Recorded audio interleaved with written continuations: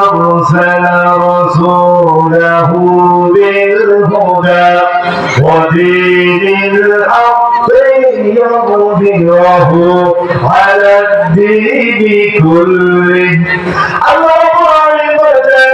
তিনি তার আপন হাবিবকে এই দুনিয়ায় হেদায়েত সহকারে এবং সত্য দিন সহকারে এই জন্য প্রেরণ করেছেন যেন এই পৃথিবীতে যত ধর্ম আছে তত মতবাদ আছে সমস্ত মতবাদকে পরাজিত করে একমাত্র তার দিনকে যেন এই পৃথিবীতে বিজয় করতে পারে এই জন্য সকল বলেন সুবহানাল্লাহ।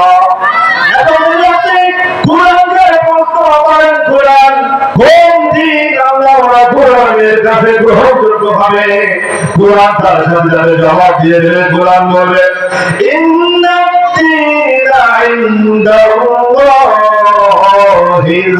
ইসলাম এই পৃথিবীতে যত দিন আছে তার মধ্যে একমাত্র গ্রহণযোগ্য এবং মনোনীত দিন হচ্ছে ইসলাম। সবাই বলেন সুবহানাল্লাহ। এই একটি ইসলাম ছাড়া যদি অন্য কোনো মতবাদ অন্য কোনো দিন যদি আমরা গ্রহণ করি তাহলে আল্লাহ রাব্বুল আলামিনকে অ্যাকসেপ্ট করবেন কিনা কোরআন এটাও জবাব দিয়ে দিচ্ছে। কোরআন বলছে وَمَن يَبْتَغِ غَيْرَ الْإِسْلَامِ دِينًا فَلَن يُقْبَلَ مِنْهُ وَهُوَ فِي الْآخِرَةِ مِنَ الْخَاسِرِينَ।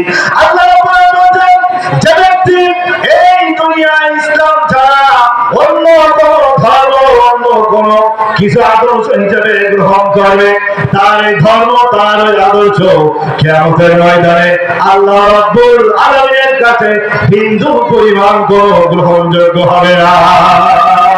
তাহলে আমরা প্রশ্ন করতে পারি যে আমরা জানি হিন্দু ধর্ম পরিপূর্ণ নয় খ্রিস্টান ধর্ম পরিপূর্ণ নয় হিন্দু ধর্ম দিয়ে রাষ্ট্র পরিচালনা করা সম্ভব নয় খ্রিস্টান ধর্ম দিয়ে রাষ্ট্র পরিচালনা করা সম্ভব নয় বৌদ্ধ ধর্ম দিয়ে রাষ্ট্র পরিচালনা করা সম্ভব নয় শুধু কারণ হলো ওই সমস্ত ধর্ম হচ্ছে পরিপূর্ণ নয়। এখন আপনি যদি প্রশ্ন করেন ইসলাম ধর্ম কি পরিপূর্ণ সেই কথার কোরআন জবাব দিয়ে দিচ্ছে। আল্লাহ রাব্বুল আলামিন গুরুত্ব কোরআন কারীমের ভিতরে বলছে আল-ইয়াওমা আকমালতু লাকুম দীনাকুম। আল্লাহ রাব্বুল আলামিন বলেন আজ আমি তোমাদের জন্য জীবন বিধান তোমাদের জীবন বিধানকে পরিপূর্ণ করে দিলাম এবং আমি তোমাদের নিয়ামতকে পরিপূর্ণ করে দিলাম আমার নিয়ামত তোমাদের উপরে এবং তোমাদের জন্য একমাত্র ইসলামকে মনোনীত করে দিলাম ইসলাম তোমাদের জীবন বিধান করে আমি তার প্রতি সন্তুষ্ট হয়ে গেলাম। সকলে বলেন সুবহানাল্লাহ। তাহলে আল্লাহ রাসূল সাল্লাল্লাহু আলাইহি ওয়াসাল্লামকে আল্লাহ রাব্বুল আলামিন কি জন্য পৃথিবীতে প্রেরণ করেছিলেন যে সমস্ত দ্বীনের উপরে ইসলামকে বিজয় করার জন্য। কি কথা বলেন আপনারা সমস্ত ধর্মের উপরে ইসলাম ধর্মকে এই পৃথিবীতে কি করার জন্য প্রতিষ্ঠা করার জন্য। কিন্তু আমাদের দেশে ইসলাম ধর্ম কি প্রতিষ্ঠিত আছে কথা বলেন হাজির আল্লাহ রাসূল সাল্লাল্লাহু আলাইহি ওয়াসাল্লামের উপরে আল্লাহ রাব্বুল আলামিন এই দায়িত্ব দিয়েছিলেন তিনি এই দায়িত্ব মাত্র 23 বছরের মধ্যে সারা পৃথিবীতে তিনি একটি ইসলামী রাষ্ট্র উপহার দিয়েছিলেন কথা বলেন ঠিক কিনা হাজির তার এই রেখে দেওয়া ইসলামের যে রাষ্ট্র তিনি আমাদের কাছে রেখে গিয়েছিলেন সেই রাষ্ট্র কিন্তু আমরা ধরে রাখতে পারি নাই আমরা ব্যর্থ হয়েছি কথা বলেন ঠিক কিনা। এই জন্য সেই দিনকে আবার এই পৃথিবীতে প্রতিষ্ঠিত করতে হলে আমাদের এই দেশে সেই দিনকে প্রতিষ্ঠিত আমাদের করতে হবে যেই দেশে আল্লাহু আকবারের সুরে সূর্য ওঠে যেই দেশে আল্লাহু আকবারের সুরে সূর্য ওঠে সেই দেশে কোনো তন্ত্র মন্ত্র ইজ্জত পড়ে না সেই দেশে একমাত্র ইসলামী হুকুমত কায়েম করতে হবে ঠিক কিনা।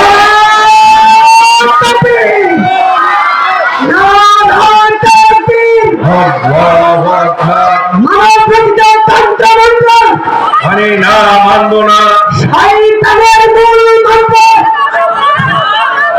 মানব রচিত তন্ত্র মন্ত্র শয়তানের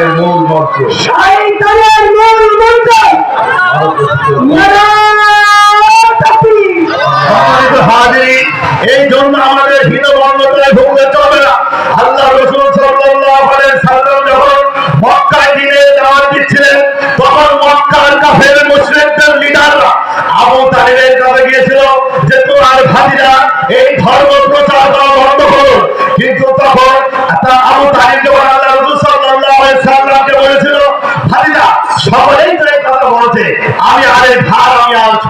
করতে পারছিলেন। তখন আল্লাহ রাসূল সাল্লাল্লাহু আলাইহি সাল্লাম এটাই তিনি বলেছিলেন, যদি কাফেররা আমার ডান হাতে আসমানের সূর্য এনে দেয় এবং আমার বাম হাতে আসমানের চন্দ্র এনে দেয়, তবুও এই দিনকে আমি বিজয়ী করে ছাড়বো।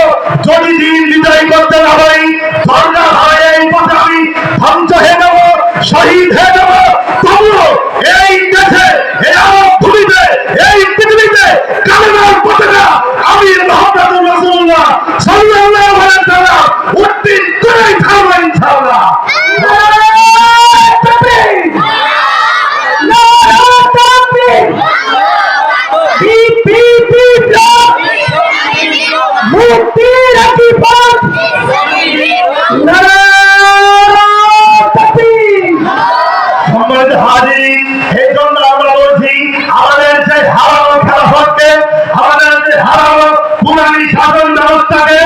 এই 90 মুসলমানের দেশে ফিরিয়ে আনতে হবে, শাহজালালের দেশে ফিরিয়ে আনতে হবে, শাহ আব্দুলের দেশে ফিরিয়ে আনতে হবে, খান জাহানারীর দেশে ফিরিয়ে আনতে হবে, আব্দুর রহিমের এই দেশে তন্ত্র মন্ত্রকে দূরে নিক্ষেপ করে ইসলামী বিপ্লবের মাধ্যমে এই 90 মুসলমানের দেশে আবারও ইসলামী হুকুমত আমাদের কায়েম করতেই হবে, করতেই হবে, করতেই হবে। বলেন ঠিক কিনা? সেই বিপ্লবী দাওয়াত দিয়ে আমি আমার সংক্ষিপ্ত বক্তব্য এখানে শেষ করেছি। ওয়া আলাইনা ইল্লাল বালাগ। আসসালামু আলাইকুম ওয়া রাহমাতুল্লাহি ওয়া বারাকাতুহু। অসংখ্য ধন্যবাদ মোস্তফা হোসাইনিকে তার তেজোদ্দীপ্ত বিপ্লবী বক্তব্য দেওয়ার জন্য। এ পর্যায়ে আপনাদের সামনে একটি ইসলামী সঙ্গীত পরিবেশন করবেন আমাদের আসফুর সানি আফফানের ছাত্র মোহাম্মদ সানাউল্লাহ।